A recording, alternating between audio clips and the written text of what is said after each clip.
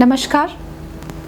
Corona virus की तीसरी लहर आते ही ये घर घर में चर्चा का विषय बन गया है और ये चर्चा स्वाभाविक भी है क्योंकि जो केसेस हैं वो बहुत एक्सपोनेंशियली बढ़ रहे हैं।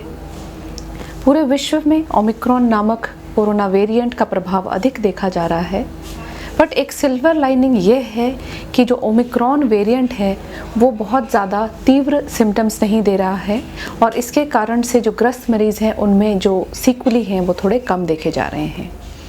जो अफ्रीका से डेटा आया है उसके हिसाब से जिनको ये ओमिक्रॉन वायरस हुआ उनमें से केवल 4.7% लोगों को हॉस्पिटल में भर्ती करने की आवश्यकता पड़ी। ओवरऑल केवल 1.6% लोगों को ही आईसीयू में भर्ती करने की भी आवश्यकता पड़ी अफ्रीका में। तो ओवरऑल इंसिडेंस कम है, पर ध्यान देने वाली बात है ये कौन वो व्यक्ति होंगे जो हॉस्पिटलाइज होंगे या जिनको आईसीयू की आवश्यकता होगी, ये कोई नहीं जानता। तो हर व्यक्ति को ध्यान रखना है कि अगर हो सके तो वो संक्रमण उन्हें ना हो और अपनी वैक्सीनेशन लेते रहें, ताकि अगर वैक्सीनेट होकर ये वायरस होता है तो सिम्टम्स कम होते हैं, इम्यूनिटी आपकी बेटर होती है। अब की बार वैक्सीनेटेड लोगों में भी प्रभाव उतना ही पाया जा रहा है संक्रमण का जितना कि नॉन वैक्सीनेटेड में, पर तीव्रता सिम्टम्स कम है उनमें जो वैक्सीनेटेड हैं। सो क्या विशेष ध्यान रखना है? विशेष ध्यान यही रखना है कि जो आपका मंत्र है फॉर कोविड अप्रोप्रिएट बिहेवियर उसको मेंटेन रखना है। Mask, preferably double mask, because Omicron is 6 times more contagious. ये ज़्यादा फैलने वाला वेरिएंट है, तेज़ी से फैलने वाला वेरिएंट है, लगभग 6 गुना ज़्यादा तेज़ी से फैलने का इसका प्रभाव है पिछले वेरिएंट्स के मुकाबले में।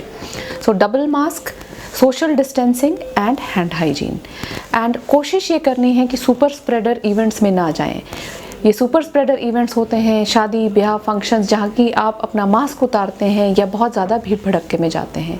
सो avoid these super spreader events in the next 2 months to be sure कि आपको इसका प्रभाव ना आए।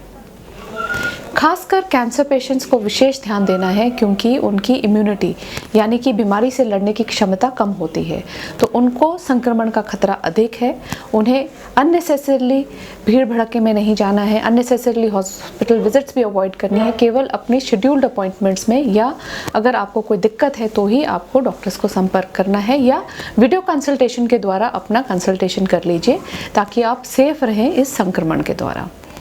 ट्रीटमेंट को रोकना नहीं है, ये चीज़ मैं रीइंफोर्स करूंगी क्योंकि 2020 और 2021 में हमने देखा कि बहुत लोग डर के मारे अपना ट्रीटमेंट रोक के बैठ गए, जिसके कारण से कोविड से तो नहीं परंतु कैंसर से उनकी जीवन पर विपत्ति आ गई थी। तो don't stop your treatment, get it safely done, क्योंकि हॉस्पिटल्स सब सेफ मेजर्स ले रहे हैं टू इंश्योर कि हॉस्पिटल से आपको संक्रमण ना हो। सो maintain a Covid appropriate behaviour.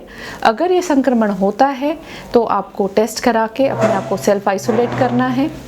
Self isolation इस करंट वेव में 7 days के लिए रिकमेंडेड है, या जब आपको सिम्टम्स आए हैं उसके आगे अगर आपके सिम्टम्स चल रहे हैं तो 2 से 3 दिन एक्स्ट्रा आपको लेने हैं to come back to your work place.